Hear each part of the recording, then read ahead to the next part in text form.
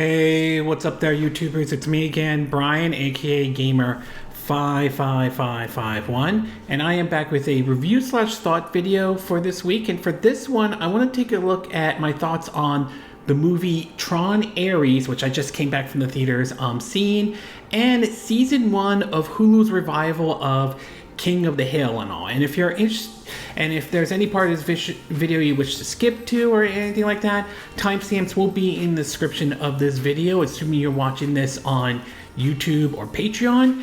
And for parents out there, it is worth pointing out that Tron Ares, the movie, is rated PG-13 here in the US, while Hulu's King of the Hill is rated TV-14 here in the US as well. So we'll start off first with Tron Ares and all. Now, Tron is sort of an interesting franchise to a certain degree. It's basically started back in 1982 when the original movie was released. I was born in 1982 to be exact, and I didn't get to see that movie until like years later when I got maybe a little bit older and everything like that. And it still is a good movie even until this day, especially the whole digital world and everything like that. Kevin Flynn getting sucked into the grid and all. So it was certainly just a very interesting ideas. The whole world inside your computer and everything like that.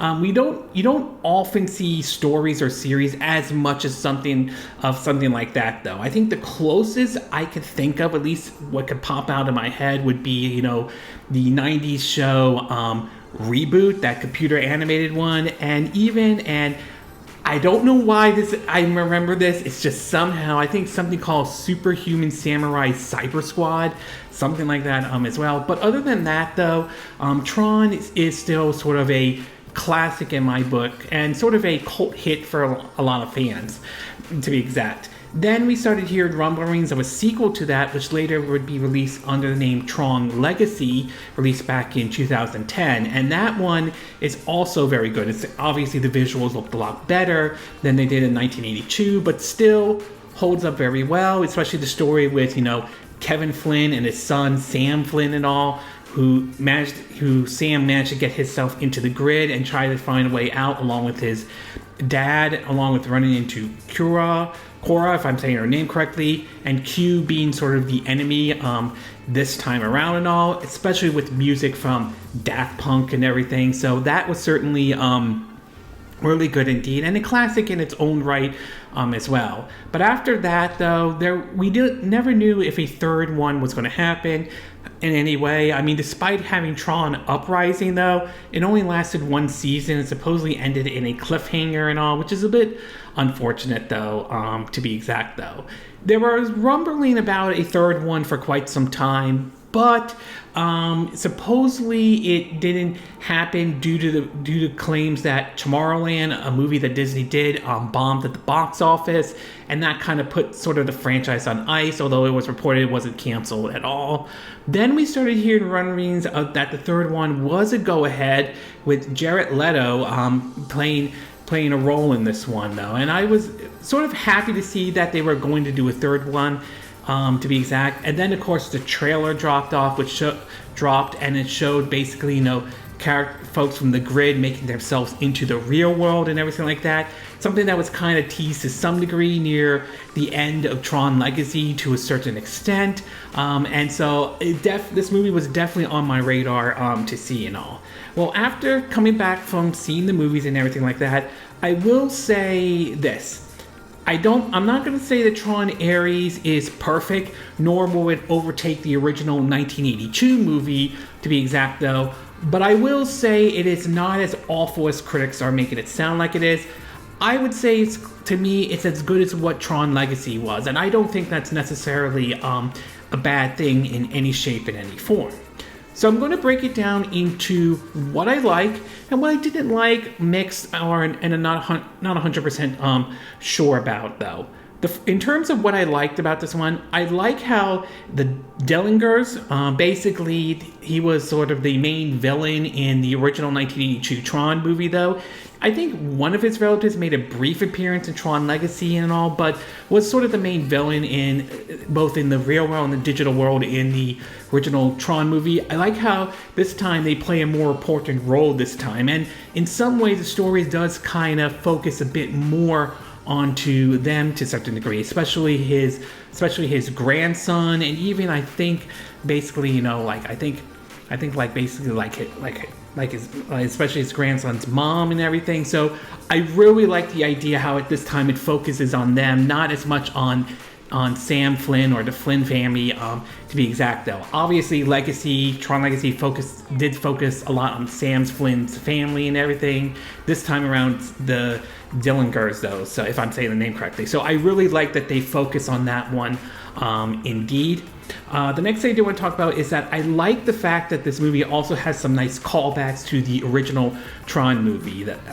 To be exact, though, I like how one scene where Ares is basically mentioning how he likes Depeche Mode and they're playing the song "I Just Can't Get Enough" and everything. But I like the one scene where he goes into the grid, and basically goes and meets a digital version of like Kevin Flynn and everything like that. And this version of the grid looks like more like an updated version, or look closer to what the 1982 Tron movie is. So I really like that indeed. I thought that was really good, and also I really like that they made some callbacks to the original Tron movie, to be exact though. Not that they don't ignore Tron Legacy and anything like that. They still acknowledge that though. They are calling this sort of a soft reboot to a certain degree, but I will say that I do still like the fact that they made callbacks to that movie and all.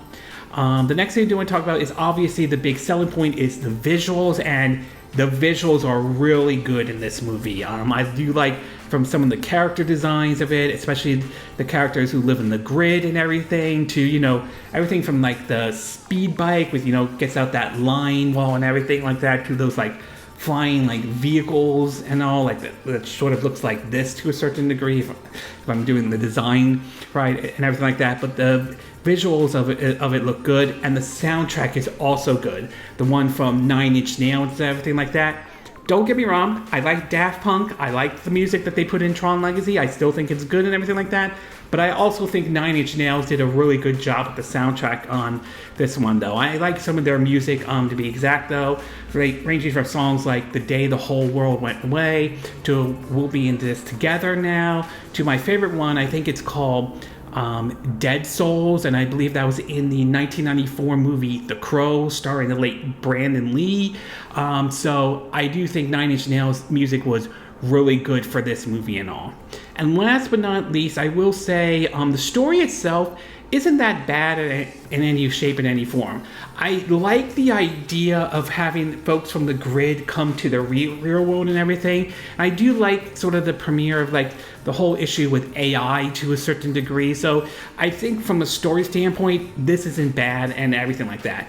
I will admit one flaw I will say is that, which actually I'll explain more in the what I don't like though, but I will say, I mean, I would say basically though, from the story standpoint though, I think that this was done well though. I mean, it's not going to reinvent the wheel or everything like that. You do have the character, one of the CEOs, go into the grid and then come out and everything like that. So it won't change. It's not going to change much you've seen from Tron or Tron Legacy, but still, the story itself is still fine. It got me hooked, and I definitely enjoyed. Don't think the story isn't as bad as some make it out to be.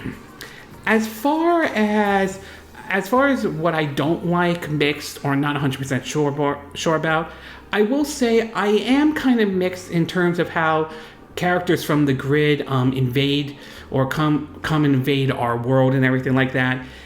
There was a bit of a tease of that, as I mentioned before, in Tron Legacy, where it showed like Q was going to invade our world and everything like that with his army from the grid and all. And it does seem like they kind of follow up with that idea and all. You do have some characters that basically appear into the real world, which supposedly they can only last for maybe 28 minutes or something like that. But then you have somewhat what looks like an invasion from the city and all, especially when the characters are those from the grid are hunting down the CEO of Encom, to be exact. So I like how I don't hate how this is done though. I just prefer the type of. It would have been nice if they had taken the approach similar to what was supposed to be done like in Tron Legacy and everything like that. So I'm kind of mixed in terms of how they have the characters invade our world and all, from the grid. And last but not least, although these characters are mentioned, like Sam Flynn, Korra and all, or like the events of Tron Legacy and everything like that, I am a little disappointed they don't make an appearance on the sequel and everything. I know there's been some talks of like saying, they didn't want to get involved, some was money issue, whatever the case may be, though it is a little bit unfortunate. Even Tron himself doesn't make an appearance, or at least as far as I'm aware of, doesn't make an appearance in this movie, which is very unfortunate considering near the end of Tron Legacy, he falls into the digital, sea and all, and it looks like he turns back to him, fighting for the users, and it would have been nice to see him make an appearance, in this movie and everything like that. So I just wish those characters had made an appearance in Tron Ares and all. And I am a little bit unfortunate that they don't. They are mentioned, they might show a picture here and there, but still, it's very unfortunate they don't make an appearance in this movie. Overall, I would say I came away pleased with what I saw with Tron Ares, though. Like I said, I don't think it's perfect, but I don't think it's as awful as some on the internet or some critics have made it out to be, though, and I'm glad we finally got a third movie and all. At its best, though, I like the fact that the Dillingers play a more important role this time around in this movie, though. I think that's really good. I like the callback to the original Tron movies. The visuals and the soundtrack from Nine Inch Nails are really good. And the story itself, I definitely did enjoy it all. The idea of those coming from the grid coming to our world and all. But at its worst, though, I am a little mixed on how they had the grid invade our world and everything. And I am a little disappointed that some characters, like I mentioned, like Sam Flynn or even Tron or Korra, don't really actually make a physical appearance in this movie and all. But in either case, though, I did come away still pleased with this movie, though. I am hoping at the very least we do get a sequel. Obviously, based on some of the box office returns so far, it's unknown at this time, though. The series, it doesn't have the same kind of manpower as like other movies like we saw with Pirates of the Caribbean or other franchises out there. And that is a little bit unfortunate because I like the Tron series, though. I like when Disney do some of these kind of films and everything like that. Not that I have anything wrong with them doing like the Marvel or MCU or Star Wars stuff, but I don't think they should rely heavily on those just alone. Doing some of these original ones, I think original movies are really good, so I am hoping out there that it does well enough to convince them to continue the franchise, whether it's a show on Disney Plus, whether it's a video game or another movie, which I think they could, based on the end credit scene, I do think it kind of helps sets up another movie if it does happen. I also would be down with the idea of, let's say, I'm just throwing this out there, Sam Flynn and Korra had a child, and it's basically half human, half digital person, from the grid and all. I think that would be an interesting story if they do that. So I'm hoping it does well enough to convince Disney to continue with the franchise, because I really do enjoy the franchise indeed. But in either case, though, I would say I came away pleased with seeing Tron Ares, though. It definitely does feel like one of those movies you would be willing to see in IMAX if you want to spend it, though. Excuse me. I saw it in a matinee, but in either case, I would say for the third entry, like I said, it won't overtake the original 1982 movie, but I do view it in the same way as Tron Legacy, though, and I do say that and that is, I came away pleased with what I saw, though. Okay, we're going to take a quick break, and when we get back, we'll get to part 2, and this one is my thoughts on Season 1 of Hulu's revival of King of the Hill. So we'll take a quick break, and we will be right back.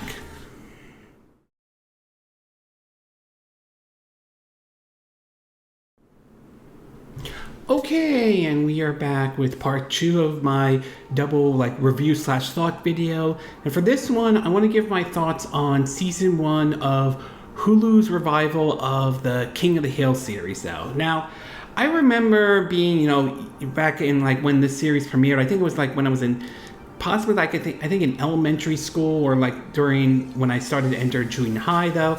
I remember hearing how there was a series from Mike Judge that was going to be handled by the folks who did Beavis and Butthead and The Simpsons. And so the idea of them doing something like a show like this was certainly interesting indeed. A story of basically following Hank Hill from Arlen, Texas, with his son Bobby and his wife Peggy Hill, with doing some humor here and there that was funny, especially with Hank dealing with some stuff that just like, he just feels like it's not like all American or traditional and all. But either way, it was definitely an interesting series, including with folks like Bill, Dale, Boomhauer, Luann, Lucky, John Redcorn, and all, especially the relationship, especially seeing how Dale is unaware of how John Redcorn's having an affair with his wife, and they have their son Joseph, which does not look anywhere near like Dale or anything like that. So, and he's also the conspiracy theory type of a person. So it ran for a long time though, and the fact that Hulu was going to revive that one was very interesting indeed. But I'm guessing maybe because they saw how well that revival of Futurama went, they decided to give it a shot with this one. And I will say, I definitely came away pleased with how this one was portrayed and everything like that though. I mean, there are certainly some issues with certain characters that remain uncertain, and there's one disappointment I had with an episode I would have liked to have seen in this season 1 revival of King of the Hill. But I will say I did come back very pleased watching the first season of Hulu's revival of King of the Hill and all. So we'll break it down into what I like, what I didn't like, mixed, not 100% sure. In terms of what I like, I do like the idea how they have Hank and Peggy trying to dealing with retirement and all. They had this synopsis of Peggy and Hank going to Saudi Arabia and all, working for this like oil company or a gas company to be exact though, and then earning enough money to retire to come back to Arlen, Texas though. It's sort of very interesting approach indeed and all, and it's certainly interesting to see how they handle life in retirement. I mean, it does show them like trying to figure out what to do now that they're not working anymore, which is certainly an issue that I think most folks who eventually retire, do have to deal with to some extent and to some degree. But still, it is certain. I like the idea basically of them like trying to deal with retirement in general. But at the same time, it's still Hank is still Hank, Peggy is still Peggy nevertheless.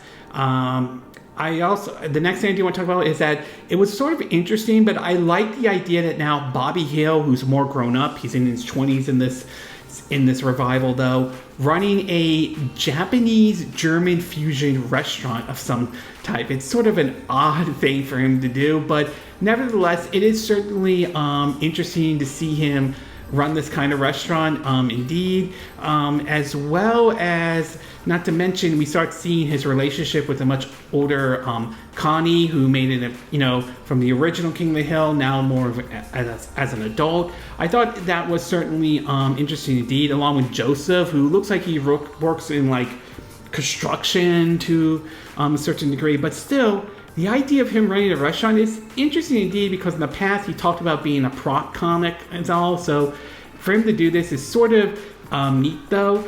I am curious to see how the relationship between Connie and Bobby would be, because near the end of season 1, it does seem to indicate that that the relationship may be going a bit further than where it is though, and I would be very curious to see how far it goes, especially in the next season. And I do like the fact how they do split between showing Bobby doing his thing and Hank doing his thing. Sometimes they have them together, other times they don't, but it does feel, and I have heard this before, it does feel like the torch is being passed on to now Bobby Hill being the new King of the Hill and all, and I wouldn't be against that if they run with that in any way. But in either case, I like the idea of Bobby, running his own restaurant and everything like that.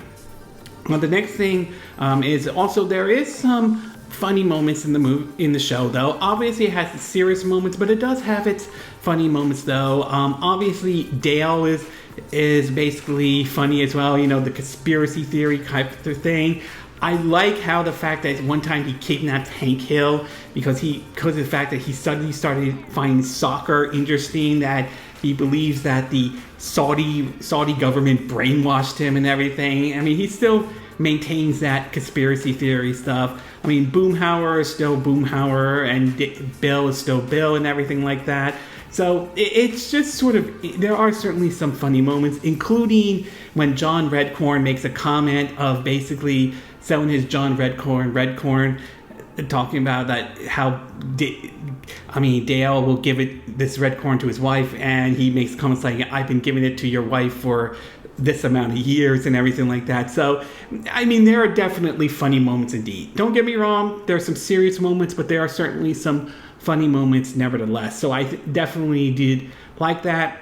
And last but not least, though, I liked how one of the scenes we had basically Hank Hill's half-brothers make an appearance, though. It's a small appearance for one of them, but one that does play in a certain episode. That includes Good Hank and Junicho, if I'm saying the name correctly, his Japanese half-brother in Japan. They have a scene where they're basically collecting inheritance money after Cotton Hill passed away and everything like that. And so it's very interesting to see how, Good Hank's, interaction with him, and eventually near the end of the show, it does seem to be better turns. And I'm hoping we see more of those half-brothers in, like, say, future episodes of King of the Hill. I would be open to that if they do that indeed.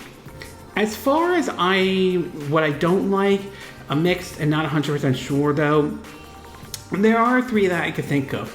One has to do with John Redcorn, and it's very tragic what happened to the voice actor who voiced him indeed, though, having been shot and killed in what many view as basically a hate crime. And it certainly was, though. And it certainly is unfortunate about what his future may behold, though. I mean, it is possible they could get a new voice actor to play John Redcorn. I believe they did that with Dale and all. But at the same time, it is possible they could end up retiring the character. And that would be a little bit unfortunate indeed, because I would be interesting to see an episode when the day finally comes that either Joseph finds out that John Redcorn is his actual father or not. I mean, whether that truly happens or not remains to be seen. But that character's future remains uncertain at this time. The other thing is that I am a little disappointed, or the next thing to be exact, is that there was a scene in episode 1 of the King of the Hill revival that had basically Bill being overweight and stuck to his bed, basically because of, of COVID and everything like that, and sort of really lost it. They even make a joke about how he watched everything on Netflix and all, though. And then the next episode is showed him back to his original self and everything like that. I am a little disappointed they didn't do an episode of Hank trying to get Bill back into shape. That would have been really neat to see that happen. And also, it is a little bit unfortunate indeed that did not occur and everything, because I felt like after that episode, no one talked about it, nothing at all. So I think it would have been nice to see that happen in one of the episodes of King of the Hill and all. And last but not least, though, there are two other characters like John Redcorn as well, and that has to do with Luann and Lucky. They certainly had a role in, before in the past with episodes of King of the Hill, but with both of the voice actors, passed away and everything like that, their future remains a bit uncertain, and you don't really hear from them at all. And I think that is sort of a little bit disappointed. Now, it is possible they could get new voice actors to play those characters. It's also possible, and I'm open to the idea of this, is that the next episode, like maybe in a future episode, the idea of seeing their daughter grow up very much, or being a teenager like how Good Hank was in this season of King of the Hill. So I'm open to that idea. I would like to see that happen, though. But again, their fate is also unknown. They don't really mention that, and I am a little disappointed that they don't mention that in any shape, in any form, though. Overall, I would say I came away pleased with the King of the Hill revival on Hulu, though. It is certainly nice to see that they brought this show back, indeed. At its best, I like the idea of Hank and Peggy, trying to deal with retirement. The idea of Bobby Hill running his own restaurant is sort of interesting and neat, along with the relationship with Connie. I do like some of the funny moments that they had in the show, though, and I like that we saw Hank Hill's half brothers, Good Hank and Junicho. Again, if I'm sorry for not saying the name correctly. Hope to see them in future episodes down the road. But at its worst, though, I'm a little disappointed we didn't see, like I mentioned, an episode where Hank gets Bill back into shape after he sort of like isolated himself because of, COVID and all. And some characters like Luann, Lucky, and John Rancorn's fate it remains uncertain at this time, mostly because of the passing of the original voice actors and all. So it's going to be interesting to see how they tackle that to a certain degree and all. But overall, I came away very pleased with this season, though. I am open to seeing more seasons of King of the Hill on Hulu, this revival. And it would be very interesting to see what direction they go with the next season and all. So time will ultimately tell how that is handled, but either case, I am pleased with this revival King of the Hill that Hulu did and all. Okay, this concludes my review/thought of both Tron Ares and Season 1 of Hulu's King of the Hill. And again, these are my opinion. What are yours? What are your thoughts about Tron Ares, though? Did you get a chance to see the movie by any chance? Do you think it's as bad as critics make it sound like it is, or do you think they were just blowing it way out of proportion? Do you like the fact that Nine Inch Nails handled the soundtrack this time around compared to Daft Punk's and Tron Legacy?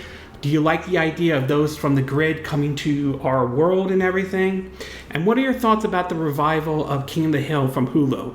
Do you like this approach that they did with the revival? Do you like the idea of both Hank Hill and Peggy Hill now retiring? Do you like the idea of Bobby being somewhat of a restaurant owner and all, and being a much older Bobby, like in his 20s this time around compared to the 12-year-old Bobby? Do you think the show is still funny? Are you worried about some of the characters' uncertain future, like John Redcorn and Luann or Lucky? Do you agree with what I say in this video? Do you disagree? Do you have a difference of opinion? As always, sound off in the comment section below. Let me know what you think. And if you do like this video, I hope you hit the like button. I would appreciate it. And I hope you do subscribe to my YouTube channel. If you do, make sure you hit the bell icon for notifications of any new videos I put up. Also, feel free to share this video if you want to, and feel free to donate to my channel if you like. You can do it through PayPal Me, Patreon, or Steam Labs. Links will be in the description of this video, assume you're watching this on YouTube. And I will see you again next time when I do another video. Hopefully that'll be soon. Until then, from Southern California, I wish you all a good day then. Bye!